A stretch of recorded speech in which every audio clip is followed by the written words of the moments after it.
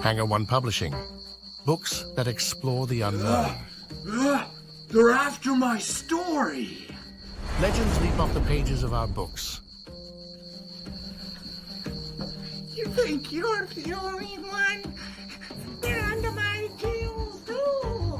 From UFOs to cryptids, Bigfoot and beyond. Who's behind all this? Hanger One Publishing, where every legend is revealed. It's Hanger One Publishing. They're unraveling all of our mysteries. Dive in, real videos, sights and sounds with our immersive book technology. I guess our secrets are out now. But in the best possible way. From Bigfoot tracks to galactic trails, we cover it all. We should get out of here before it's too late. You're right, let's plan. Escaping reality. Dive into ours. Hanger One Publishing, revealing the universe's best-kept secrets, one book at a time.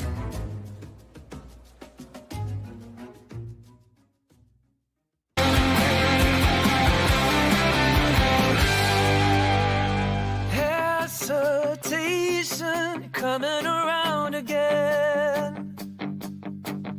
Termination, more than we might have been. In a world of unbelievers, there is no way of getting across. Welcome to the Discover Sasquatch podcast on the Untold Radio Network. Now join host and cryptid investigator Chris Reinhardt as he delves into the mysterious world of the cryptid phenomenon. From eyewitness accounts to scientific theories, we will explore the evidence and uncover the truth behind some of the most enduring legends together. Please subscribe, share the show, leave a nice comment, and give us a thumbs up. Follow us on Facebook, Twitter, X, and remember this show is downloadable everywhere that great podcasts are found. And now your host of the Discover Sasquatch podcast, Chris Reinhardt. Disclaimer. Content is for entertainment only. Listener discretion and responsibility apply. The network is not liable for listener actions or consequences.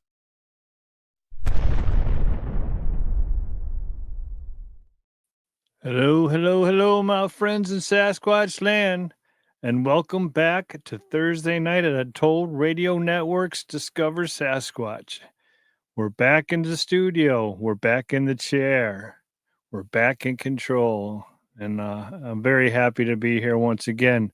Hope you all had a great holiday season, Thanksgiving, no matter which way you spent it. I hope everybody got to spend it with loved ones and had a great time. And that's what I hope. I hope you all had a great time. I played a little bit about Hanger One Publishing before the show here because Bobby Short's book's going to be coming out here next year. And if you don't know who Bobby is, you should know, and you should go out and grab her books once they're publishing. Hanger One is publishing it. It's going to be a 3-part series, and it's going to be awesome. It's going to be a great, great trilogy to her, and she deserves every ounce of it. So if you guys could, when that comes out, take a look at it. I will keep on plugging it till it comes out. I had a little to do of getting it out there to people. If you don't know who Bobby was an amazing Bigfoot researcher. And soon, if you don't know who she is, soon you will. So tonight, I have a very special guest backstage, Mr. David Blalack. We've been trying to get him on the show for a little time now. I took a little break beforehand. He was scheduled, and he has been so kind enough to come back and to come on the show. And I am very, very happy to hear him and hear what he's got to say tonight and have him on the show. And I'm glad that he made the time to come back and do the show. So before we bring him out, I'd like to say hello to everybody before we get going.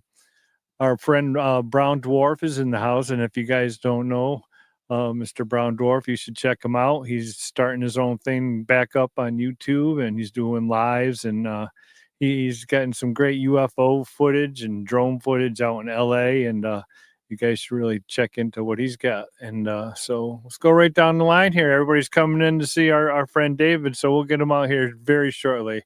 Hello, Phyllis. Good evening. How are you? BF Bud is with us. Blue-Eyed Northern. Good evening, Blue-Eyed Northern. Hello, Sharon. Thank you for showing. Mr. Chad Black's with us. Of course, Mr. Brown Dwarf is with us. Francesca E. Good evening, Francesca E. The cowboy himself is in the house, Mr. Joe Pass. Hello, cowboy. Fun Adventures with Bud and Angie are here too, so I think they're both with us tonight. They love David. Everybody loves David. All the comments right before was all big hearts, and everybody was looking forward to seeing David. So we have a great show for you tonight. And so without any further ado, let's get David out here. That's why you're here. You're not here to hear me babble. But ladies and gentlemen, Mr. David Blalack. That's all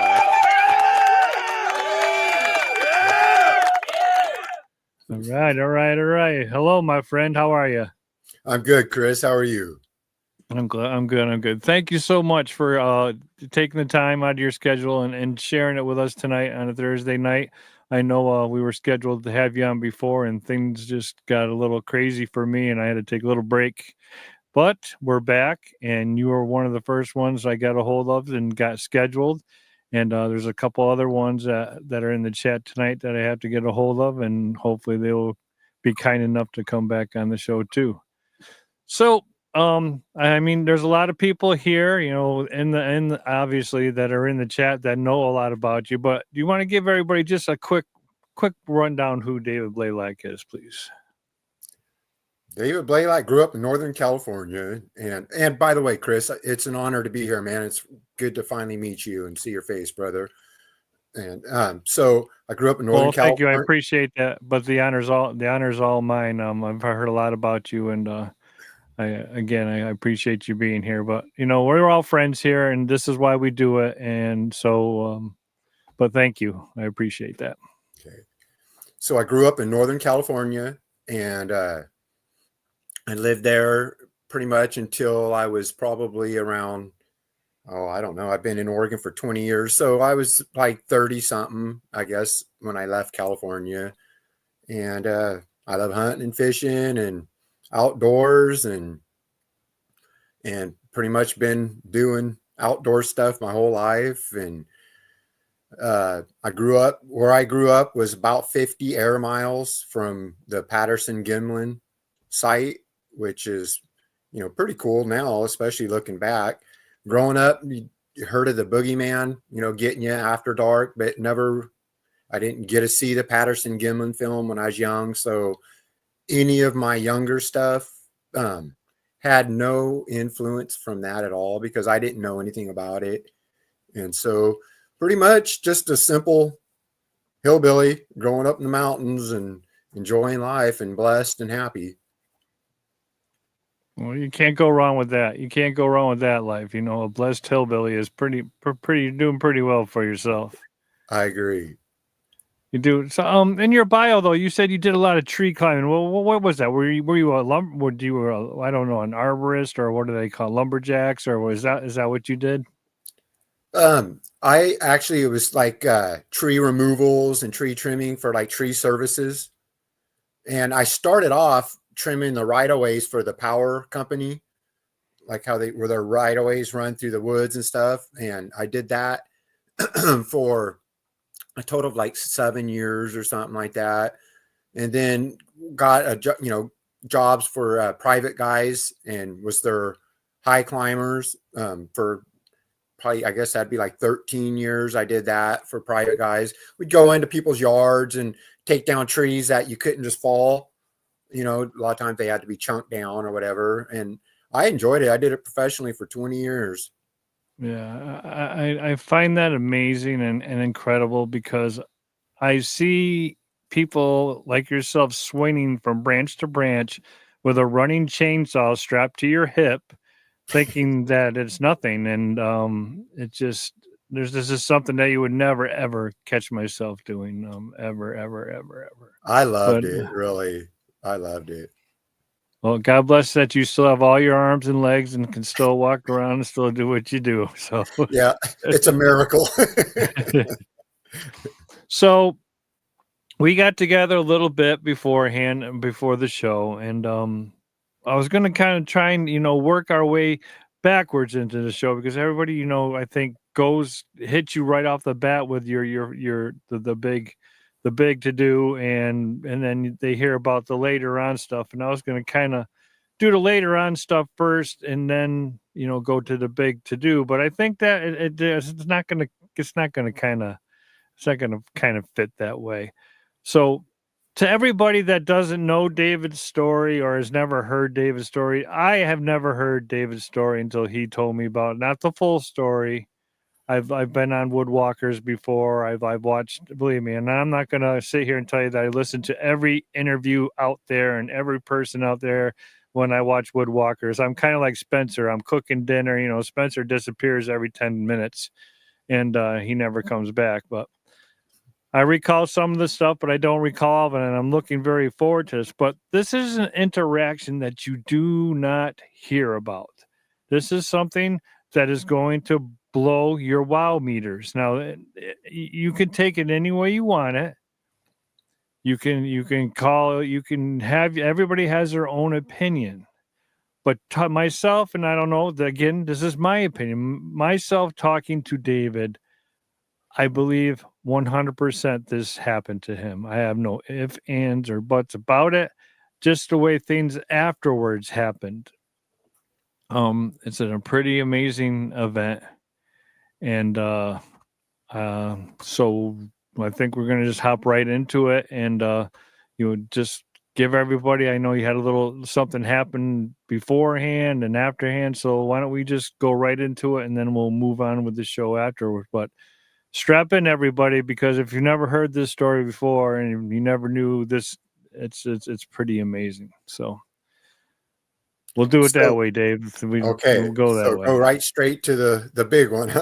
We'll go to the big one, and then we'll work from that, because it makes more sense than backtracking, because you wouldn't have known about. Okay. A little history, so a heads up. Every time I've tried to tell this, it gets to a certain part, like on our show, which I'm a co-host, Old Line Cryptids with Jerry and Jeff. I love those two guys. They're my brothers. I would get kicked out of StreamYard for whatever reason. So if that happens, it's pretty normal. But I'll just start off. So we lived at this place in Northern California called Trinity. Trinity Center was the closest. It was on Trinity Lake, and it was a single wide mobile home. We were way up in the woods. The town was 30 miles away, the little town of like 3,000 people. And it was really woodsy, and we had some interesting neighbors that were a couple hundred yards away that used to tell us about feeding this family of Bigfoot, that there was a mom, a dad, and a younger one, and they would literally, according to them, would feed this family out of their hands off their deck. And I mean, to be honest, this is classic for everybody. Everybody in here is going to understand it, that, we, not to their face, but we laughed at them like, man, they are crazy. There's some weird people, because we didn't even believe in it. And so that's kind of a little backstory. So one night, me and my brother slept on a hide-a-bed couch in the living room of our mobile home. My two sisters slept in the first room in the hallway. And then there was like the bathroom and the laundry room. And then my mom and dad's bedroom was at the back of the trailer. And I just remember waking up. I don't know what time of night it was, but I woke up and I felt like I was being choked, and like had been out of breath, and kind of like if your artery had been cut off, kind of that weird dizzy feeling. And so, and it scared me. And I was probably, if I had to guess, I was between 10 and 12 years old. I could not tell you the exact date of it, because I honestly don't know how old I was. And so I got up, went into my mom and dad's bedroom, and I went over to my mom's side, and I woke my mom up, and I was like, Mom, I can't breathe. And she was like, what's wrong? Are you choking? I was like, no, I just can't breathe. And she's like, can you get air in? I was like, yeah. And she's like, well, then you're okay. And I was like, Mom, I just can't I feel like I'm being choked. And she goes, okay, we'll just climb in bed. So I got in bed with Mom and Dad, and my mom was in the middle. I was on the one side and my dad was on the other side. And And I remember I was laying there on my back and I was still feeling like that choked feeling, kind of scared. I would assume it'd be what somebody with asthma would feel like, that, you know, fighting for your air feeling, and that scared that you're not going to get oxygen. Because I was just laying there with my eyes closed and it was pitch black. And when I'd come in, I'd shut the door. I don't know why, probably just habit of just shutting the door, but I shut my mom and dad's bedroom door. And so I was laying there and I was laying on my back, and I remember my eyes were closed, and then I could start seeing like this flickering of light through my eyelids. And once I realized that I was seeing that, before I opened my eyes up, I was asking myself, are you really seeing this? And so I concentrated, and I was like, I'm really seeing it. And you could just see it kind of moving, and it was getting brighter. And the closest thing I could relate to it is if you were sitting out in the dark next to a campfire and close your eyes, how you can see the flickering of the campfire through your eyelids. And so once I realized that, hey, I'm really seeing this, I opened my eyes, and the room was already turning like this red glowish color. And you could see through the wall, you could see this red source moving and getting closer to me. And so, you know, I'm just sitting there looking, and it was probably only like a couple seconds. And then this red ball came, and we'd call it an orb now, but it was a red light is what I always called it. Mom and Dad and everybody always remember me calling it a red light. But it was this red ball just came right down through where the corner of the wall and the ceiling met, just came through right there, and didn't have no noise, no smell, no nothing like that. But it was like half of it was sticking out through the wall, and it was round, a little smaller than a basketball. I would say it was like the size of a 1 gallon jug of ice cream lid, with those gallon jugs. It was probably about that big. And in my mind, then it looked like hot lava, like it was just inside, it was just turning. And now looking back, it was more like a plasma or something like that, just like a energy. And so I sat up, and it was throwing like around it, like 3 or 4 feet around it was a purple aura, like a purple. And it was shooting these white sparkles, big white sparkles, like welding bright sparkles that was coming out at the edge of the red, and they'd go out before they hit that edge of the purple. And you could see like the paneling, you could see the paneling on the wall, you could see the lines through the purple and everything, and the whole room was lit up. So I sat up, you know, when it came through the wall, and I remember looking over and putting my left hand on my mom's hip. She was turned over facing away from me on her side, and I could see my mom and dad both because the whole room was lit up. And I just put my hand on her hip, and I was pointing at it, and I was like, Mom, look at that red light. And I remember because it was the side profile of her face, I remember she started to lift her face up, and she put her head back down on the pillow, never opened her eyes. And I heard in my mind, but I could see her lips did not move. And she was like, son, you're dreaming, go back to sleep. And I'm still pointing at it with my other hand on her hip. I'm like, no, I'm not, Mom, it's right there.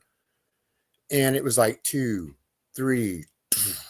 And next thing I know, and looking back now, I would assume if anybody's had a surgery and how you wake up after surgery, how you're kind of confused for a second and you're starting to regain your eyesight a little bit.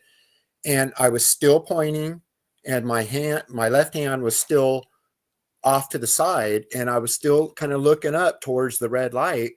But all of a sudden, it's like I'm looking through this window pane, is the best I could describe it, like a clear glass window, and it's all stars.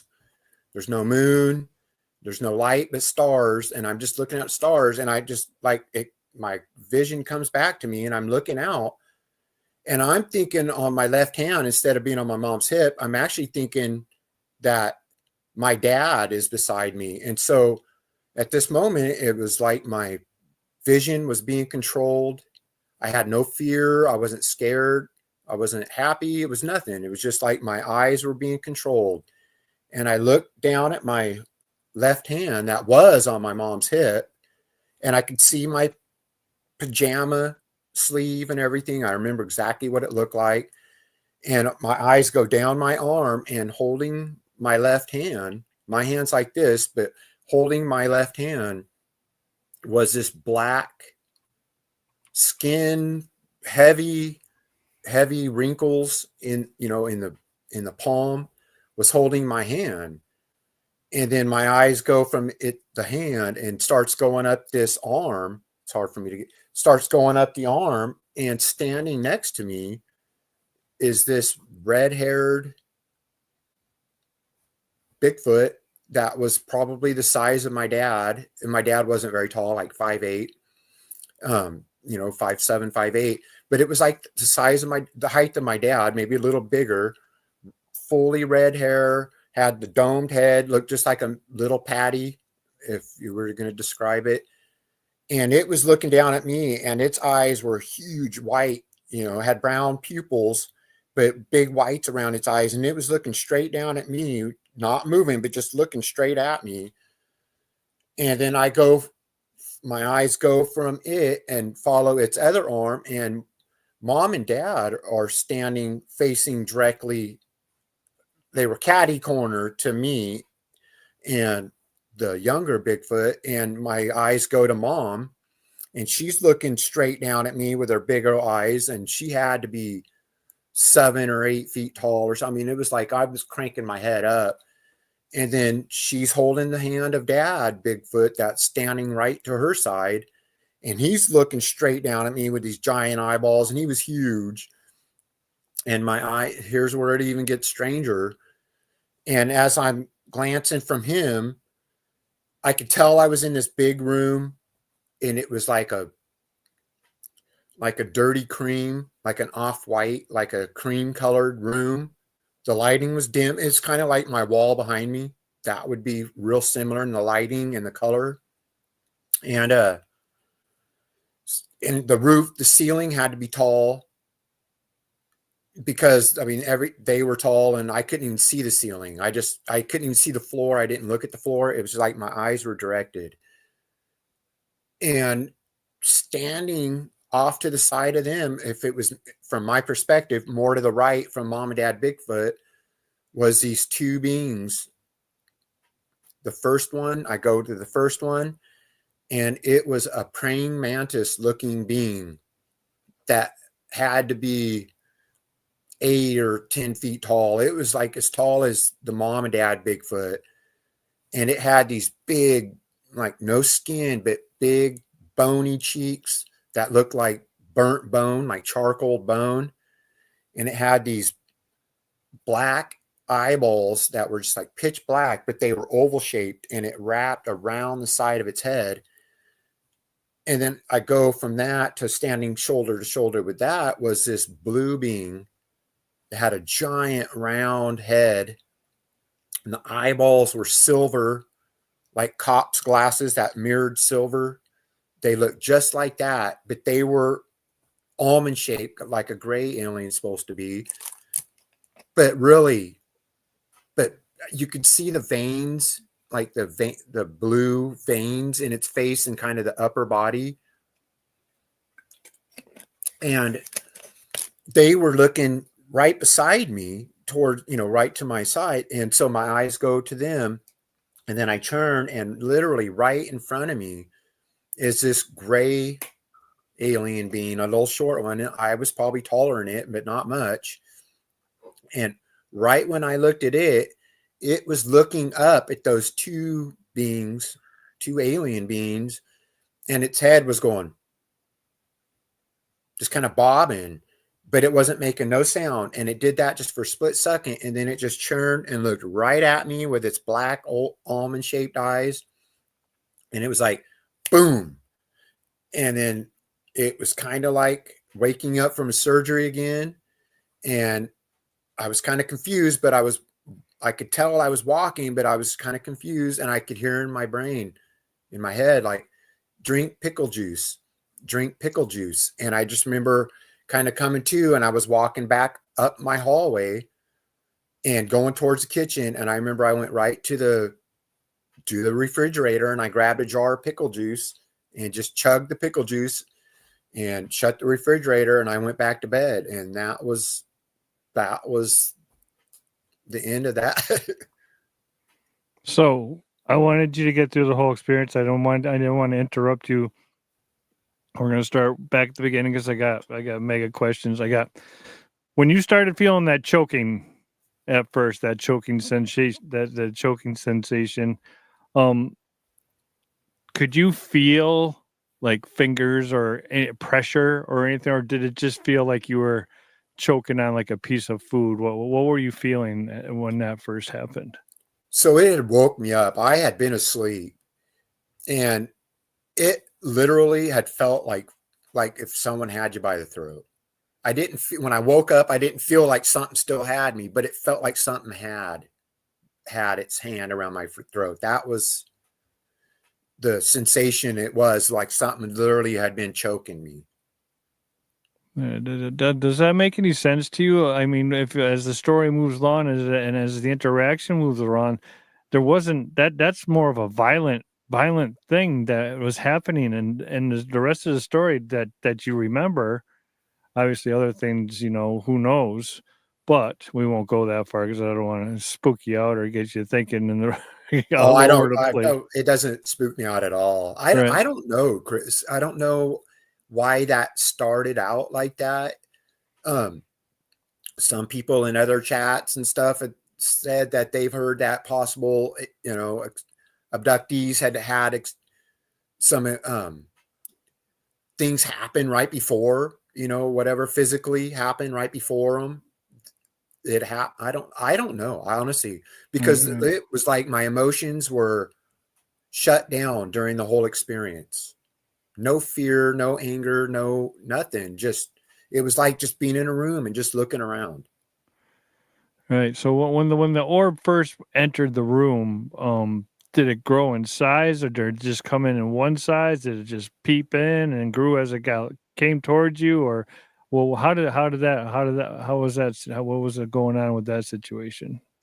So like I said, when I opened my eyes and could see that you could tell it was getting closer because it was just, the room was getting brighter and brighter, and you could, through the wall, which is really strange, but through the wall, I could just kind of follow it. What it looked like in my mind, like it was going up the hallway, and it was maybe going into my sister's bedrooms or something. Like it was just going up the hallway, going side to side and getting closer. But when it came through, it was just like it got really bright. It was all red. There was no purple at that or any sparkly color. It was just red. Then when it came through the ceiling and the wall at that junction, it was the same size. And like I said, it was, round, and I go, but it didn't make no sound. It just was coming, and then it just, and just stopped right there. And then that's when it was all purple, and it was throwing that sparkles out through the purple. Right. Was there any mind speak going on? Was there anything being told to you? Was there any guidance being put in? Was there any of that going on? I think the drink pickle juice was, and I think the son, you're dreaming, go back to sleep. Because like I said, I was literally looking at my mom's side profile, and her mouth never moved. And it was her voice, son, you're dreaming, go back to sleep.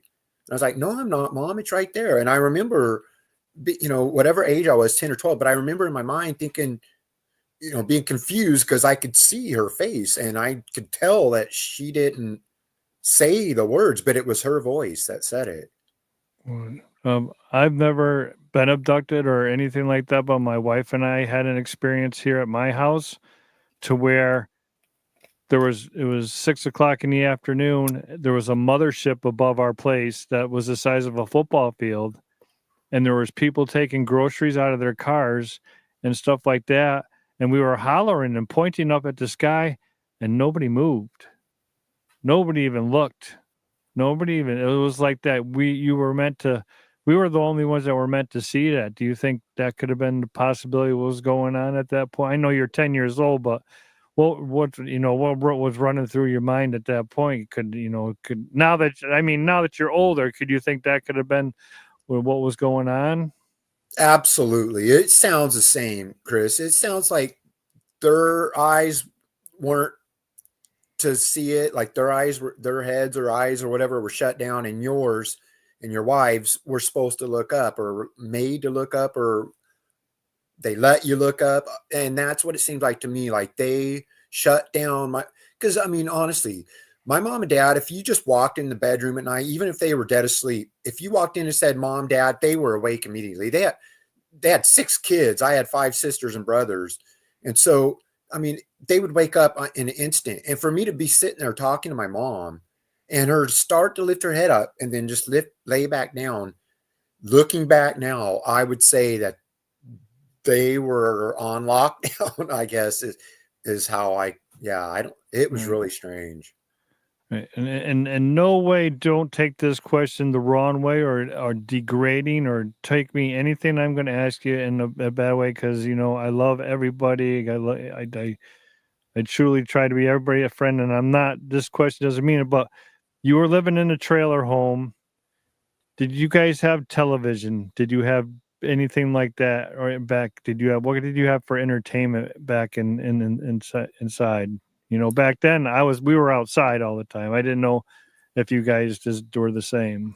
Yeah, we were outside. Me and my younger brother, man, we lived outside, but we had just the regular TV and with the old antenna that you had to go up and turn. And so we'd get like a ABC and case is like just your ABC and NBC channel.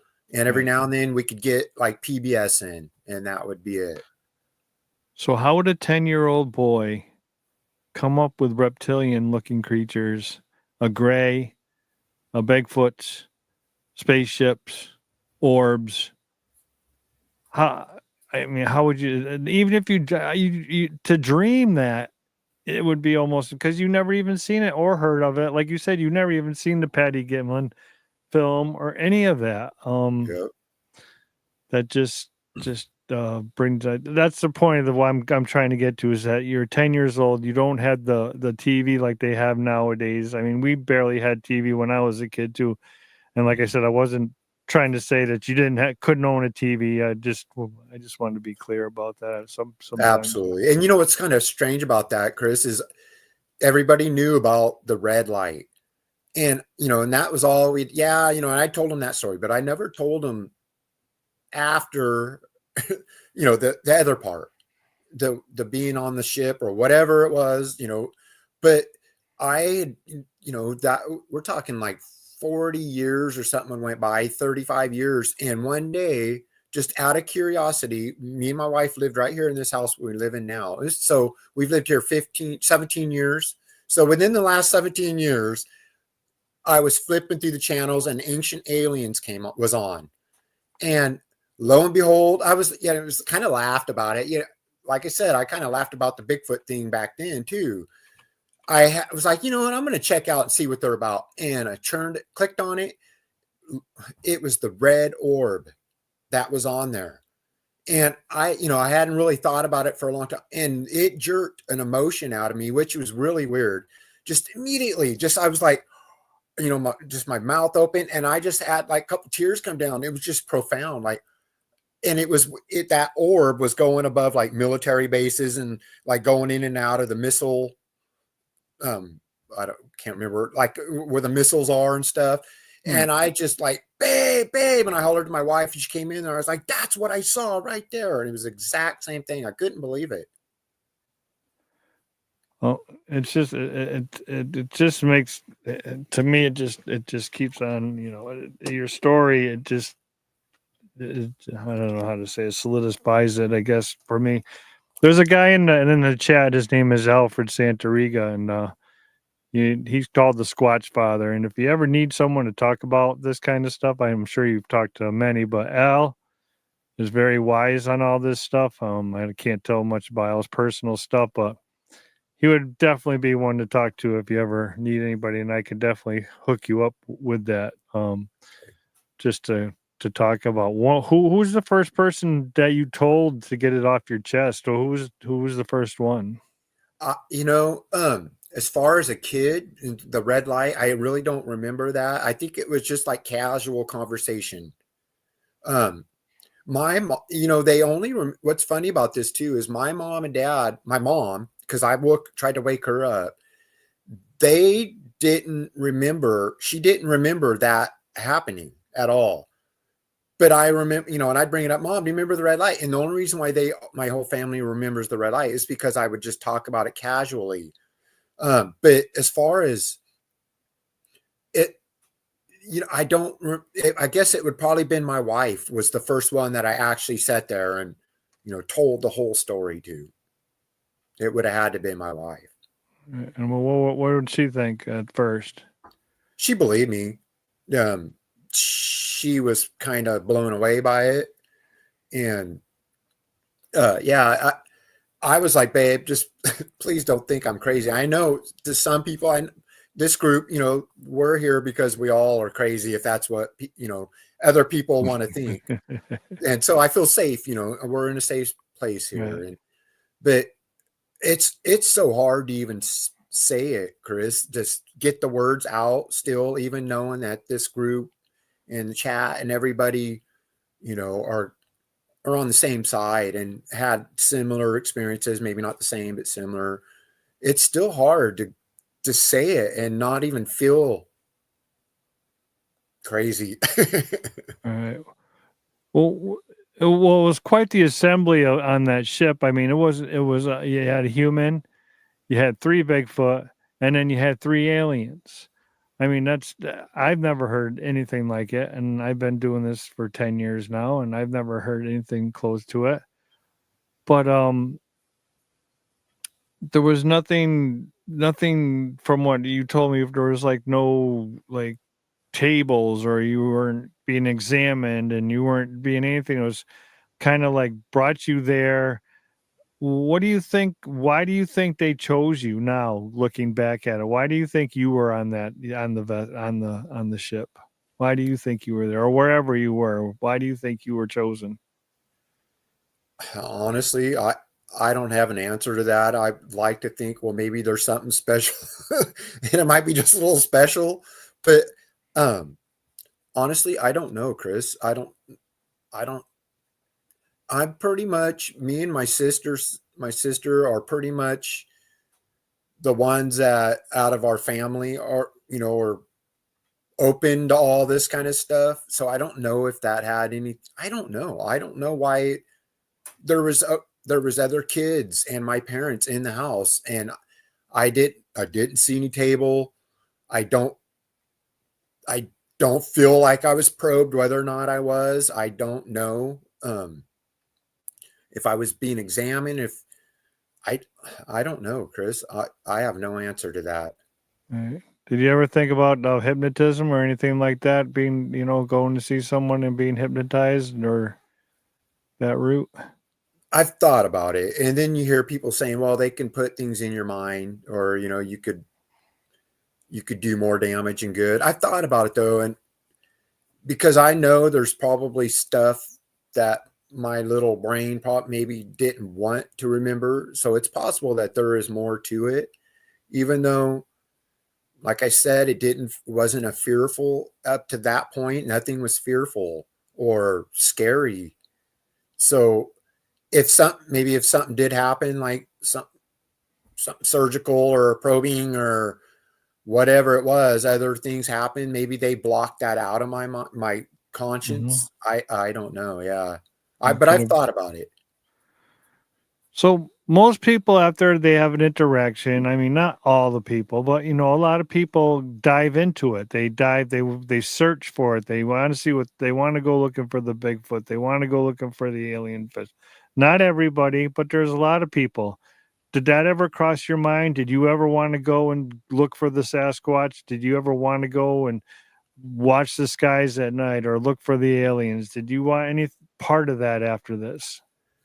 I love it now, and for me, for a couple decades, I've really loved it.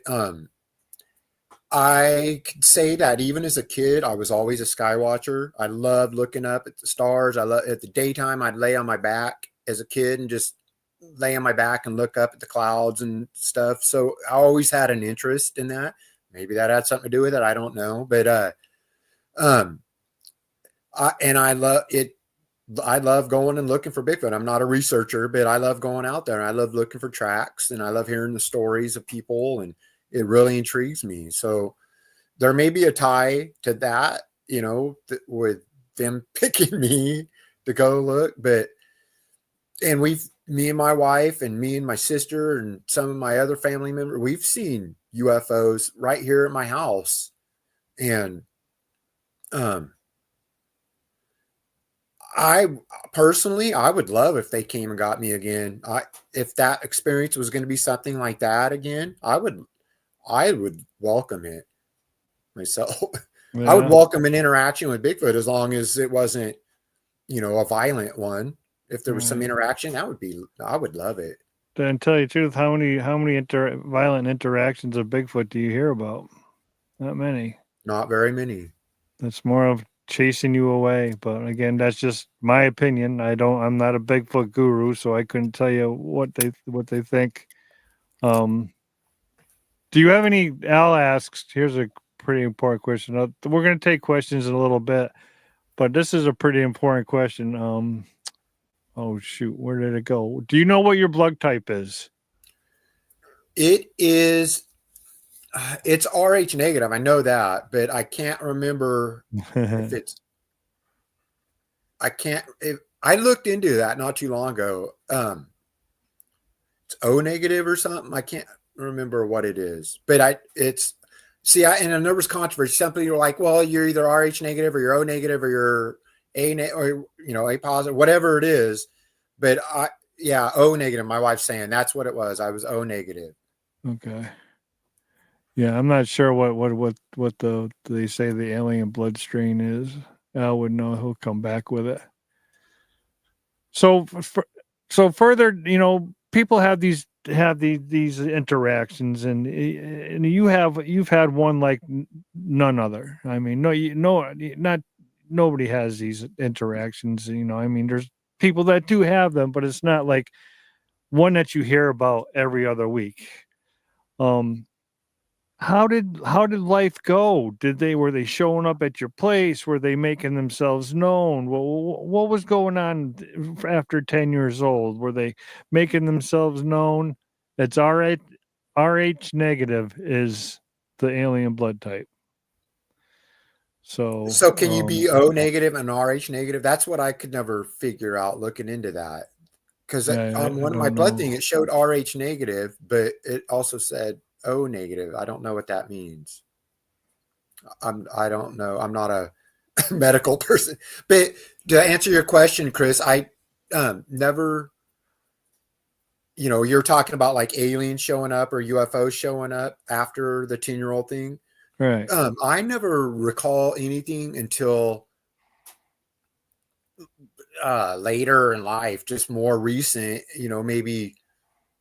maybe 20 years ago or something, starting to see more like what would look like a star moving, then boom, and it be gone, like in a flash and just be gone, that kind of stuff, to more serious ones. But I don't know. Like I said, I would welcome an experience with them. Right. Do you ever hear of Chris Bledsoe? Do you know who Chris Bledsoe is? I think I've heard that name. He wrote the book UFO of God. Yes. He has some amazing stuff going on, and he can call the orbs in. And have you ever tried to do anything like that? Have you ever tried to meditate and try and bring these things in, or anything like that? I never have. Never really even thought about it. Right. That's interesting. Yeah. So you said that nothing really, you're into the Bigfoot scene now. I mean, it's ever since and all that. But you said you never really had another really big interaction until like 2019. You want to give everybody a little background on what happened in 2019? So 2019 was all about, I would guess, Sasquatch. So our elk season, our bow elk season starts at the end of August and goes through September. So my sister had never been up to this area. We live in Western Oregon, and there's this forest. It's huge. I don't know how many. It's like 100,000 or 300,000 square acres or miles. Acres, I guess. Big forest, and that's where we go up elk hunting.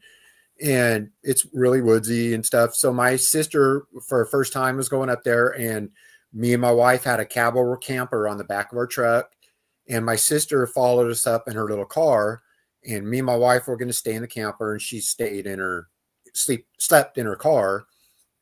And so we get up there, and that was on a Thursday evening when we got up there, and elk season started on Saturday. So we thought we'd have Friday to go scout out and drive her around and kind of let her see the area and stuff. So we get up there, and I had time to run on foot to go get my trail camera that I had up there for a couple of months, and got back to camp, and we looked at it, and it just had elk and deer and stuff on it. And where we're at the bottom of, in between these two ridges, and we're at the bottom. There's like 75, 80 yards across this flat is a creek, and then the ridge goes up. And we pulled our camper up there off the edge of this gravel road where I think it was like 14 or 15 miles up this gravel road. And we pulled over in this little white spot where we were going to camp. And my sister pulled her little car in there. I had my little dog, and she had her two little dogs. And so that night we were sitting around, we had the lantern going and stuff, and it was like 10 o'clock, and we're still kind of getting camp set up a little bit. And my sister was like, "Oh, did you hear that?" And I'm pretty deaf from chainsaws and guns and everything else in my whole life. So I was like, "No, what?" She's like, "Well, we got company." And I was like, "What do you mean?" She goes, "There's got to be campers up there." I'm like, "Why? What'd you hear?" And she goes, somebody did a loud sound like a knock. And she goes, "But there was a loud bang came up the ridge right there." And I was like, "Cindy, there's nobody camping up there." She goes, "What do you mean?" I was like, "There's no road up there. It's just so thick you can't even walk through there." And she's like, "Huh, okay." And then I'll kind of progress through it a little faster. So each day and each night there was little stuff like knocks and what sound like stumps or trees being ripped apart.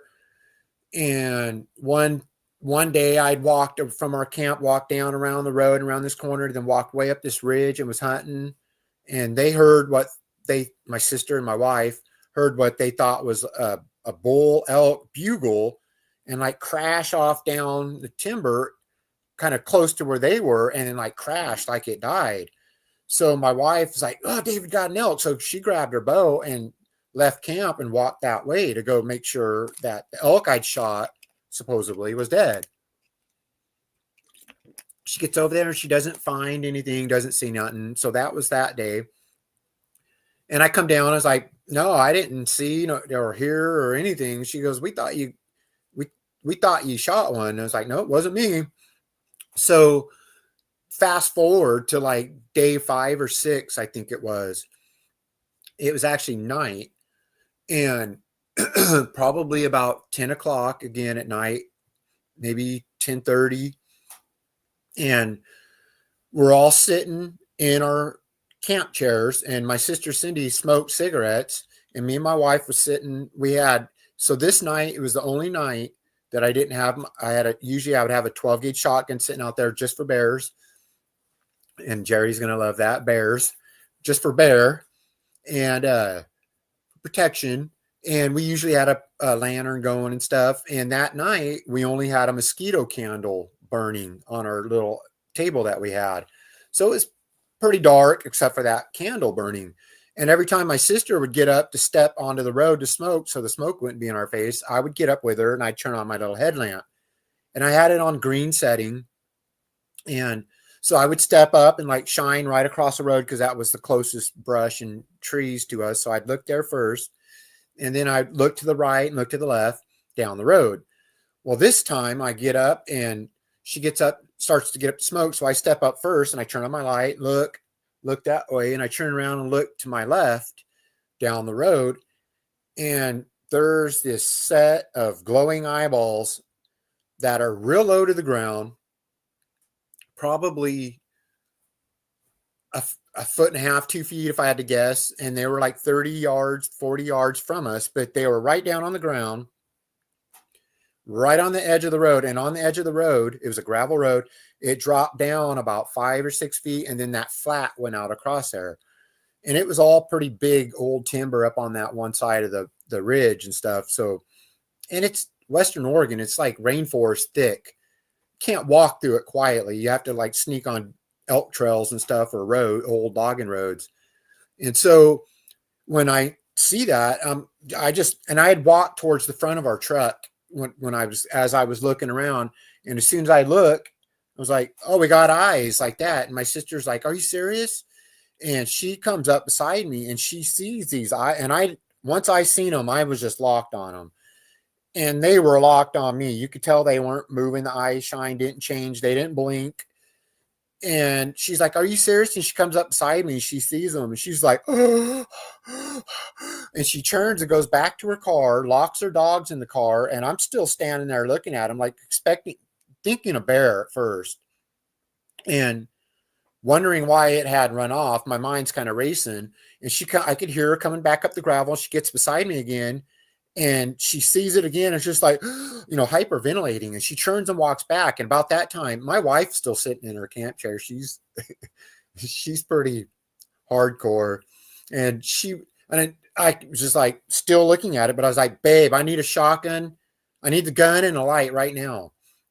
And I could hear her get up, and I could hear the gravel, and I could hear her go into our camper.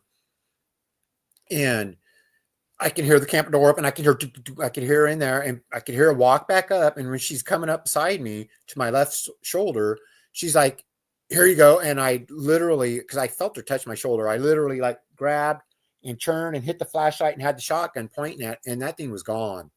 And it wasn't running down the road. If it ran off the edge of the road, which is like I said, there was that lip where it dropped down. It was like it was on that edge and it was laying on the side of the road. That thing instantly was gone without a sound.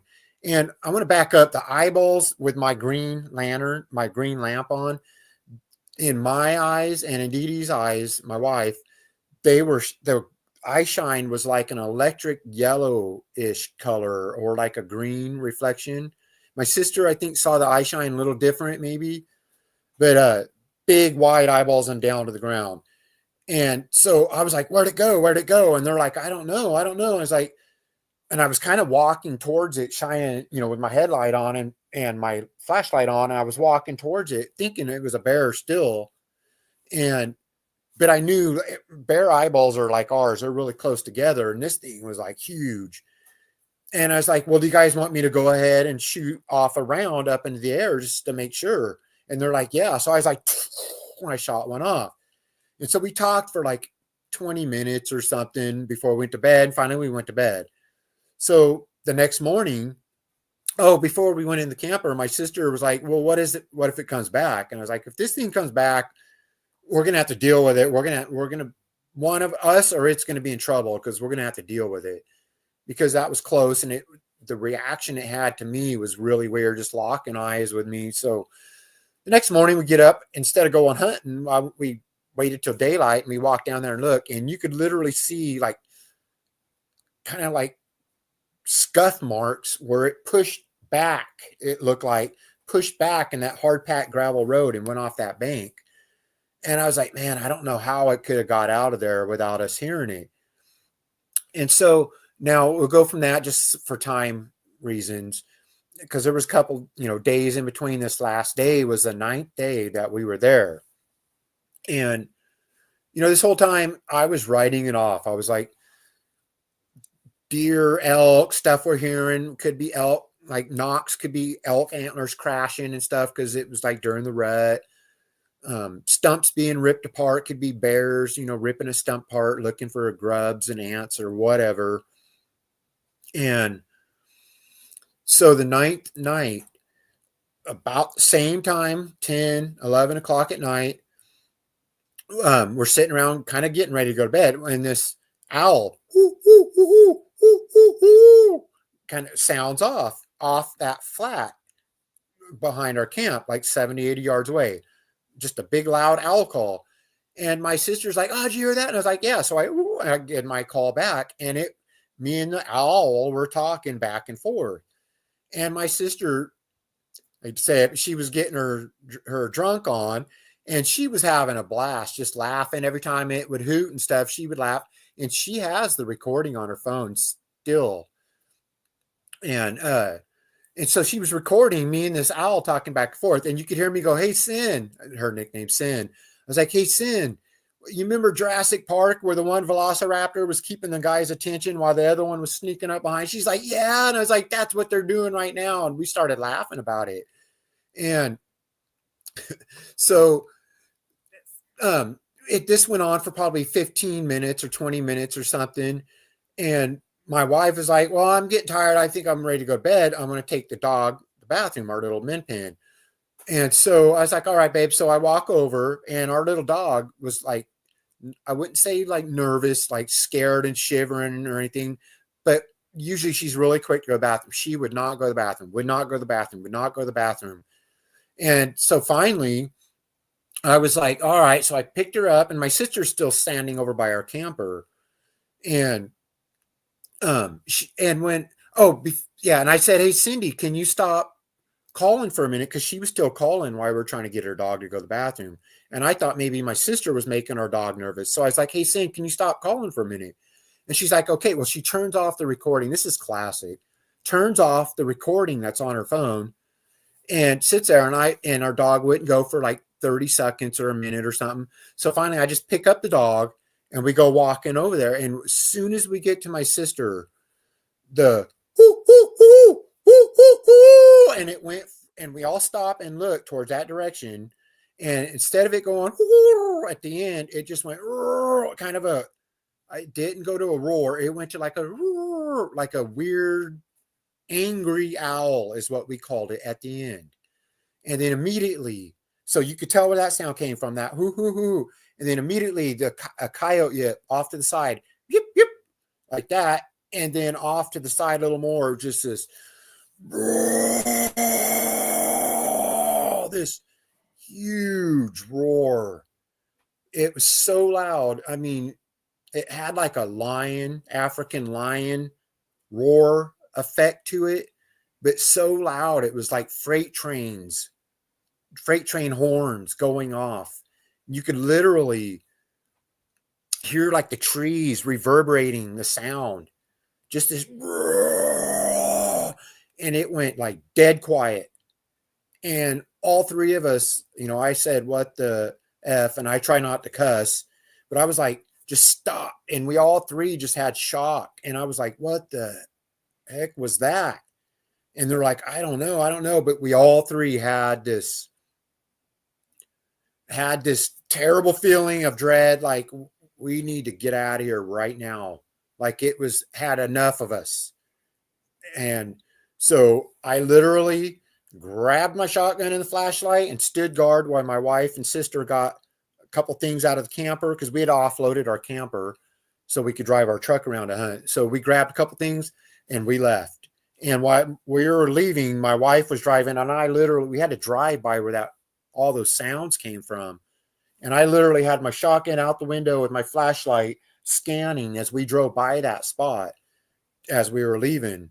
And we left our camper up there for a week before we finally went up there and got it, just because it freaked us out really bad. I mean, that roar was insane.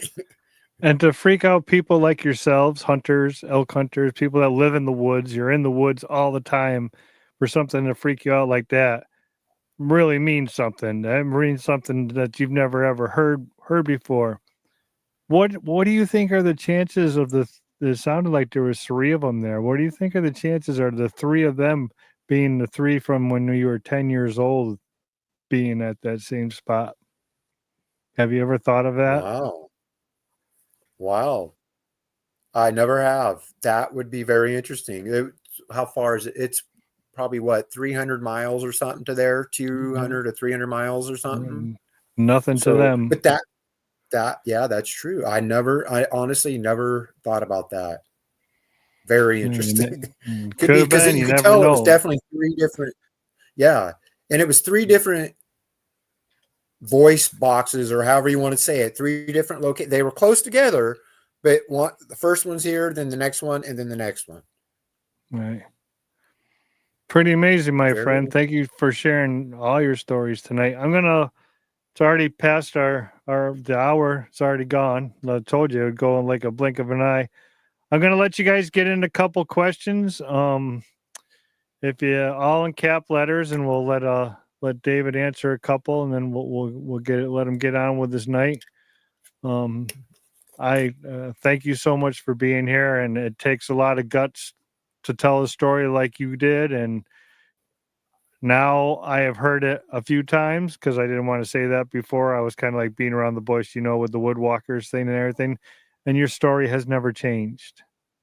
You tell it the same way every time. So kudos to you. I believe you 100% of what went down. And I mean, and that's in my opinion. But if anybody else that would hear it and you would hear this story again, it would be the same thing again. And that's what it takes. And just to get up there in front of everybody and just say that I applaud you for that. Thank you. BF Bud has a question for you. He says, do your parents ever recall or talk about the abduction with you? They did not recall it at all.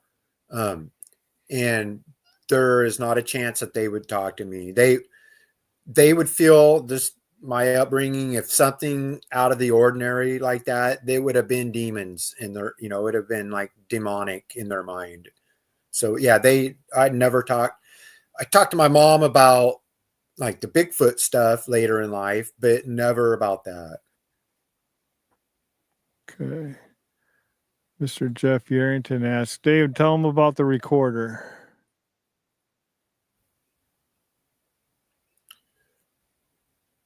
I'm wondering if he's talking about when me and my sister and David, I seen David, I read my own name. Thank you. I appreciate that. We had went camping not too long ago, and my sister had put out a recorder just down the road from us. And the next morning when she went and got it, like right at daylight, and played it, you could hear us in the background every now and then. And you could hear something walk, like feet slapping on the road. We honestly think it was a person, but you could hear somebody walk up, hear the on the recorder, and turned it off, but left it there. And so I don't know what happened there. Okay. Squatch asks, have you tried your Bigfoot call back up where you heard the roar? I actually have. We've gotten what sounds like could be like a yell back, and me and my sister and her daughter and my granddaughter went up there, and we heard what sounded like a howl, and the same owl from the exact same spot started hooting. And me and my sister were like, because we had kids, we're like, it's time to go. So we ended up leaving there. I'm just popping these all up. Diane. Thank you, Diane. While you're answering, I've had a lot of great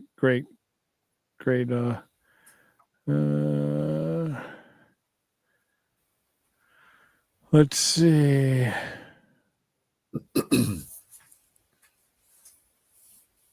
Do you want to talk about your possible implant, or is that off the you don't have to tell people where it is, but you want to talk about that a little bit before we go, or sure, I don't mind.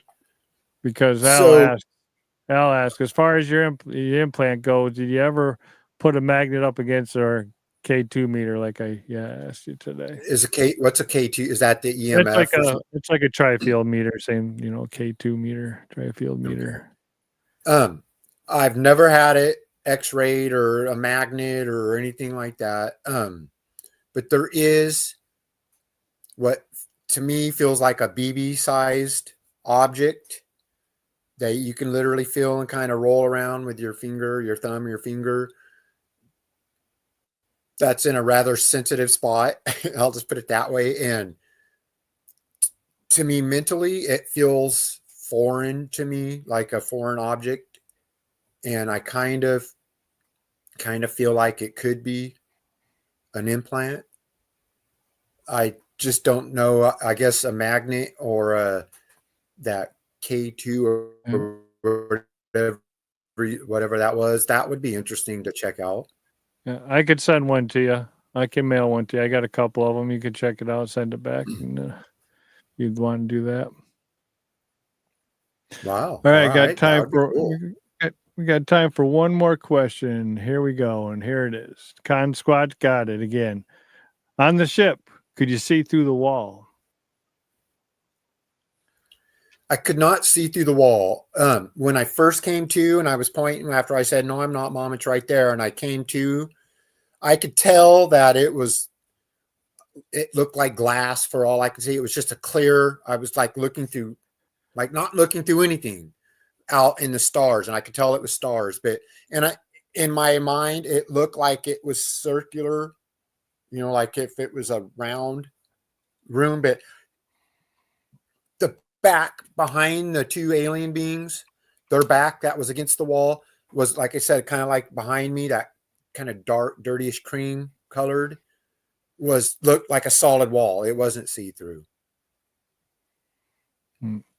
Well, we're gonna have David back again down the line. We got a lot of unanswered questions. I got unanswered questions, and I'm sure you all folks have unanswered questions.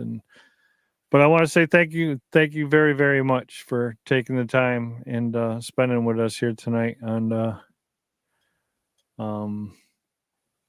show. You're very welcome. I'm glad to be here, man. You got anything coming up? You got any outings coming up or anything you guys are planning or anything like that?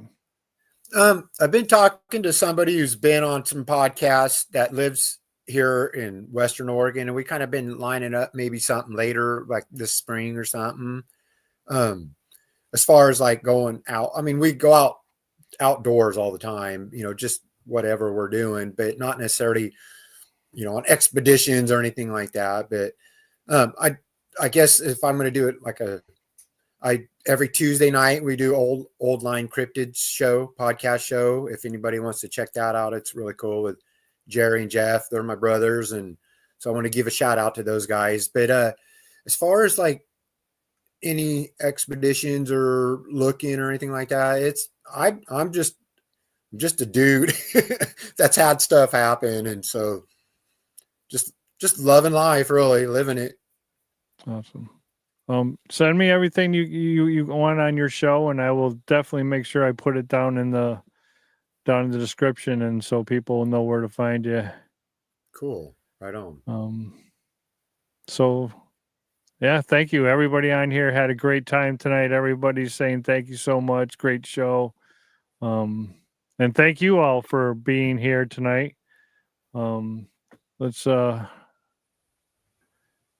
And yeah, so thank you. Okay, so thank you, Dave. Hang out backstage. I will be right back there with you. I'm going to say goodbye to everybody.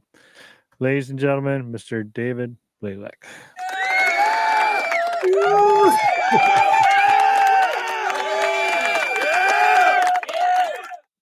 All right. I think I got to get a different recording and some applause. That was those are pretty bad. Thank you everybody for showing up in tonight in the chat room. Thank you for keeping it so cool. Always thank you to my moderators. I couldn't do it with you lovely ladies. You're here every week. I appreciate what you do. Thank you to all my friends that show up every week with kind words. To me, someone to come up and tell their story like this takes big kahunas. I don't know personally if I could have came out and told it, but he tells it the same way every single time, and that should say enough. And when you're 10 years old and you're living where you're living and you got 2 channels and an antenna, and your brother's got to walk 50 feet down the road to try and get a signal, you're not going to come up with a story like that. I'm sorry. So, big round of applause to David. David's a super nice guy. You know, he's friends with everybody, you know, the Woodwalker clan and all them guys and everybody down there, Jeff Yarrington, all them people are great. Everybody's great. All my friends are great. Everybody that shows up here week after week are great. And I really, really, really, really appreciate it. Next week, my guest is, I have to look at my calendar because I'm old and I can never remember anything anymore. Mr. Robert Maxwell. He is a man who just had I guess their first interaction with his daughter, Vancouver Island. And now he's totally jumped into the Bigfoot world full steam, and he's going to be our guest next week to tell you everybody about the story of what happened up there. So he is our guest next week, Mr. Robert Maxwell. So you all knows what's next, as our friend Larry says, and you will see more of Larry once Great Real American Monsters starts kicking around. We're getting closer.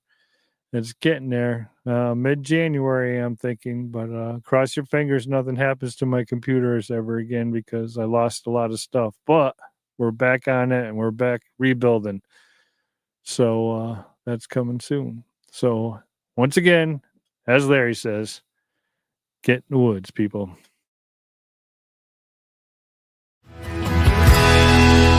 I'm trapped inside a fake reality. Better days will never come for me.